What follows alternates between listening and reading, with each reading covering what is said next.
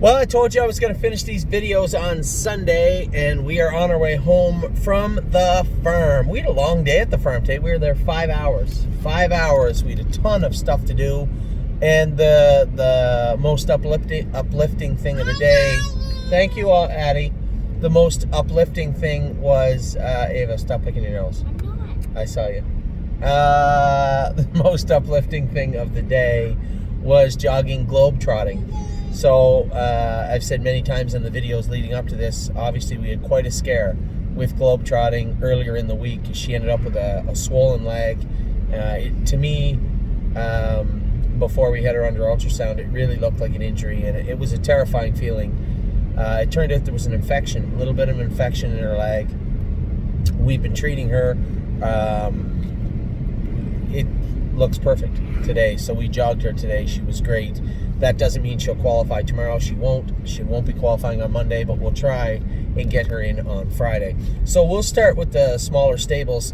Virgil Morgan, a little disappointing last week with Simba making a break. Nobody's fault. It's just the way it shook out.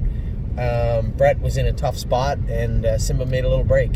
So we had to re-qualify him. He, I guess, won the qualifier pretty handily, 157 and a bit, and looked really, really good doing it. Tim had called me yesterday, texted me, and was giving me updates on Pennsylvania, said that they're close to getting something done. I think what we'll maybe do is send those two horses 2 hours up the road to Northfield, get them qualified, maybe get them raced once. I do want those horses in Pennsylvania with Tim Twaddle, so it would be nice to get them qualified and ready to go for when the Meadows is ready to go. Olympic Hopeful continues to be ready to go for Angie out in Illinois. Spirited Dio. Now, I wanted to get an update from John. I called John this morning. We talked. He said, Anthony, with all the potential rules and rumors and everything going around with New Jersey, he said we opted to do the vet work on Spirited Dio. We trained her up a little bit at the farm, did the vet work on her, and then potentially she could have qualified on Saturday, but we opted to push it a week. So they did a little bit of vet work on her, injected her hind ankles. She'll be in to qualify next week at the Meadowlands. Brave World, I believe he's qualifying tomorrow, isn't he? I think Brave World is qualifying tomorrow. I have to double check. If he's not, he's ready to qualify or he's ready to race. I wasn't actually talking to Richard. I talked to Mitch, who takes care of him, and he said, yeah, he's ready to rock. So Richard has Brave World ready to go also. So you got Simba, who's again ready to race in Ohio. I told Virgil just do what he can until Jason gets to Ohio. Obviously the horse will be going up to Northfield. Does he stay in Northfield? Do we send him somewhere else?